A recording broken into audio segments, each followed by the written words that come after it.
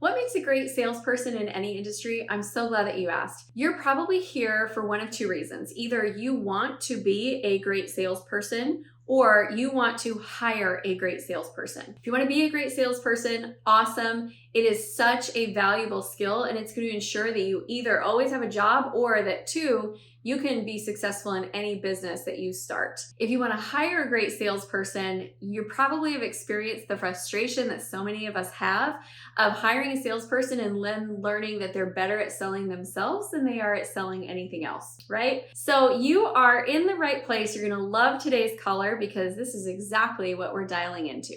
I'm Amy Walker, your sales doc, diagnosing your sales woes so that your sales can be sick. Hi, Amy. This is Sarah. I'm a health and weight loss coach. I'm looking to scale my sales and recruit some salespeople to work with me. To be honest, I've never really felt like a salesperson myself, so I'm not sure how to know if I'm hiring the right people and if I have the skills to teach them how to sell my products. Do you have any tips? Of course, I always have tips, Sarah, and I'm very excited to be able to help you with this.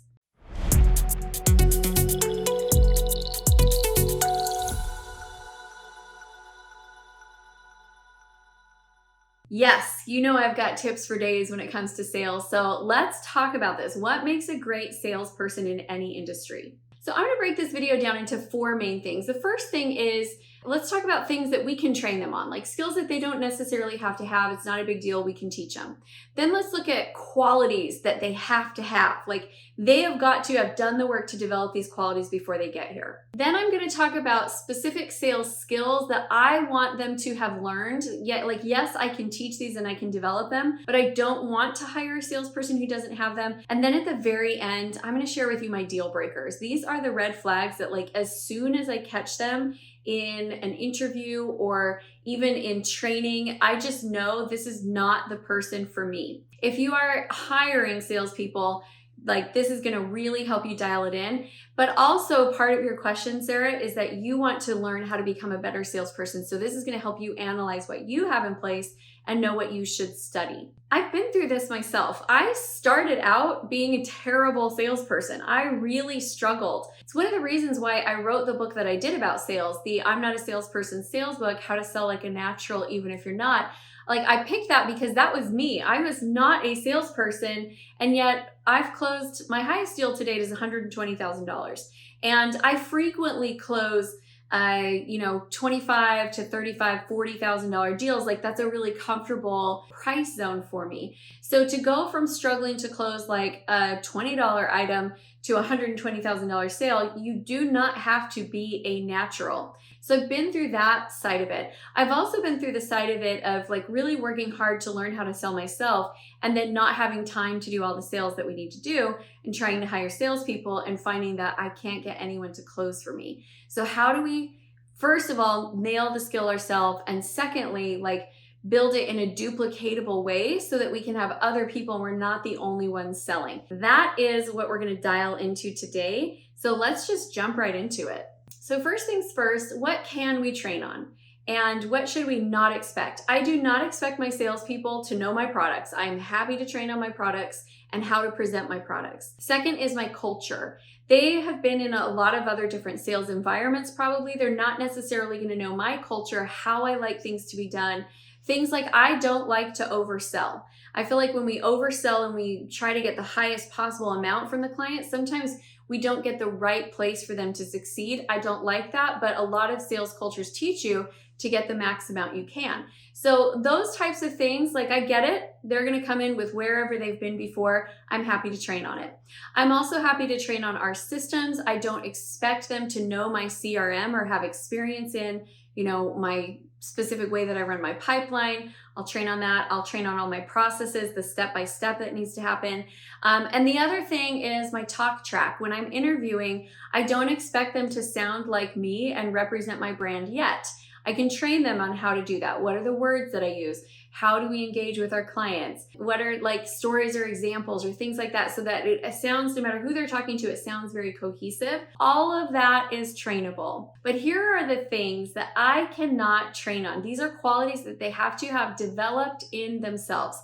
I'm not saying they have to come naturally, But I am saying that you as a salesperson or you hiring a salesperson, these are qualities that have to be developed or they're going to struggle. Number one is abundance thinking versus scarcity thinking. If they're constantly feeling lack, I don't have enough, I can't afford it, there's not enough time, business is hard, everyone's struggling. If they buy those types of stories, they're gonna really struggle to sell. And I need them to come in with an abundance mindset and a belief that people can afford our services and they're excited to buy them. A belief that there's tons of people out there wanting to work with us, that they can find them and connect with them in simple, easy, natural ways. I want them to truly have that. Otherwise, I can't fix that one. It's just gonna be an uphill battle all the way and they're likely to fail. Number two is drive and determination. If somebody is like the sweetest, nicest, happiest to show up to work everyday person, but they don't have drive and determination, they would probably be better supporting your salespeople than actually being a salesperson. So pay attention to that. Are they hungry for more? Okay, the next one is what a lot of people call thick skin. I call it short recovery time. Thick skin means that like rejection just bounces right off you and you don't even feel it. I don't have thick skin. Sometimes when I get rejected, I feel it. What I do have and I have developed over the years is short recovery time. It used to, when I would get a rejection or a disappointment, it used to like really stay with me for weeks, if not months at a time. And now it's like, all right, well, that kind of stung. How do I feel about that? Well, I feel disappointed. Why am I disappointed? Because I really wanted to help them. And I felt like we could do good things together. And okay, there it is. I'm good. Moving on, let it go, move on. So I have really worked to shorten my recovery time between disappointments. That's a skill that if it takes them a long time to recover from disappointment, they're going to go through peaks and then long valleys and then peaks and then long valleys. And I don't want to have to deal with the long valleys. That's something I want them to have learned on their own through the school of hard knocks. The next quality they have to have is a balance between confidence and being teachable. If they are overly confident and not teachable, I'm not going to be able to get them to be good in my system. If they think I already know it, I've already got it, I'm the sales beast, they're going to struggle to learn my system and the way that my clients like to engage with us because there's a tone that we create. There's a relationship that we've been establishing through our marketing. It needs to carry on into sales. But if their confidence is low, it doesn't matter how much I teach them, they're not going to get there. So I'm looking for that like magic balance between the two. They know that they're great and they are so excited to learn our ways so that they can be the best salesperson we've ever had. If you are digging these tips, make sure that you subscribe and hit the bell notification so you can get notified every time I release new content. Okay, the last one is relatability and likability. I always ask myself this question: would I like buying from this person? Would I enjoy the experience of talking with them? If the answer is no, guess what? It's going to be no for my clients as well. And it doesn't matter how like great their resume is and how confident they are that they can make me millions of dollars. The answer's got to be no. They're just not likable. Then there are the skills that I want them to just know before I hire them because it's going to take too long to train.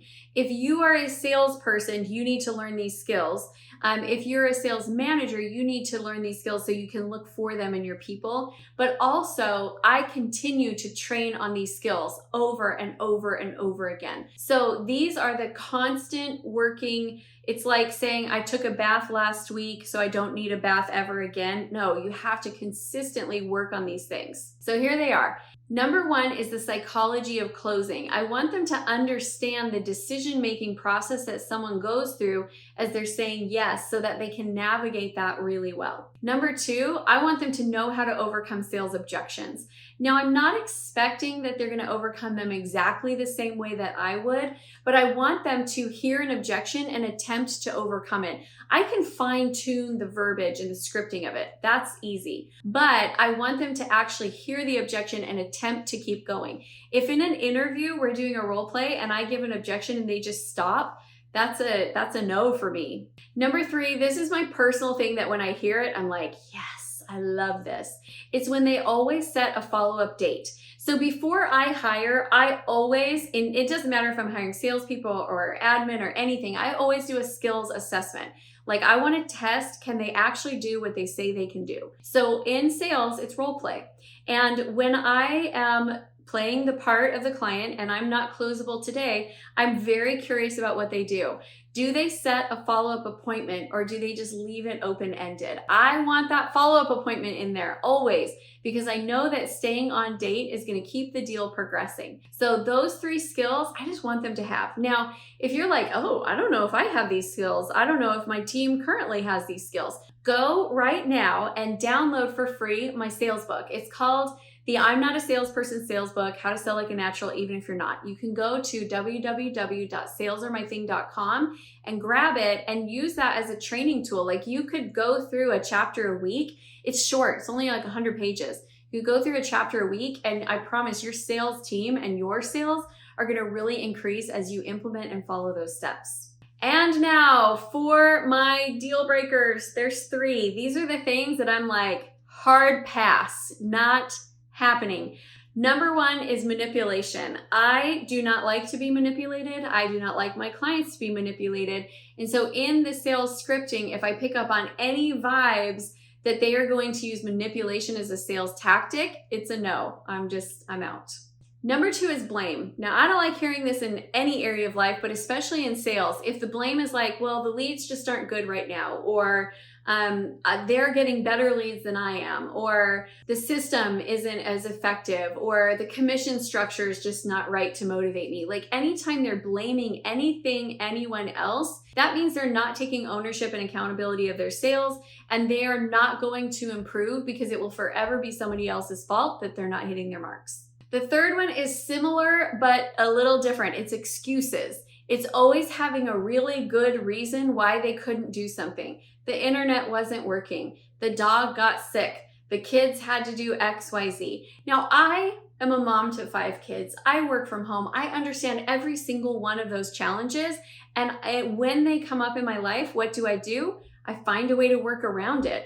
I have been known to rent hotel rooms in order to get internet access when my internet was down, right? Like, I am committed to the goal, committed to the result, and there are no excuses that are going to stand in my way. So when I see that in my salespeople, I just know it's always going to be that way. There's always going to be an excuse for why they couldn't hit their marks.